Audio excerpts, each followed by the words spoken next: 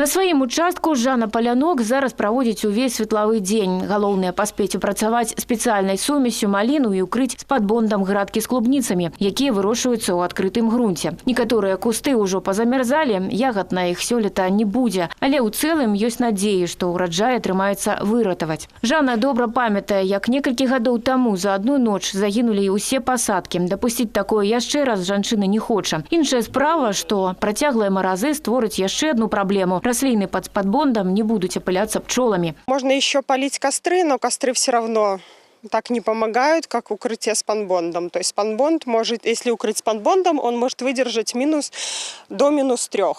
Ну, еще приходится и костры полить. Жжем костры, солому, пускаем дым. То есть если дым оседает, он не так дается подступиться морозу к ягоде. На палетках сельгаспрадпрыемстваў ситуация таксама неадназначная. Інтэнсіўнасць уздзеяння замаразкаў на расліны залежыць ад канкрэтных умоў. Увільготненая глеба ахалоджваецца менш, чым сухая. Менш ахалоджваецца і глеба, дзе няма раслін. Больш за іншае пацярпеў азімы рапс каля 30% плошчаў. Але казаць аб яго гібелі нельга. То есть еще нет гарантии, что это именно гибель. Скорее всего, растения отойдут. Сейчас задача наша понаблюдать за этими посевами, посмотреть, как они себя будут чувствовать в условиях положительных температур.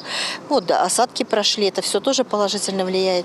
Затем провести ряд дробных подкормок, и эти растения еще вполне, может быть, отойдут. Ну, конечно, уже говорить о 100% сохранении урожайности, той, которую планировались, уже невозможно. То есть порядка 15-20% урожайности будут потери в связи с тем, что они были пострадавшие.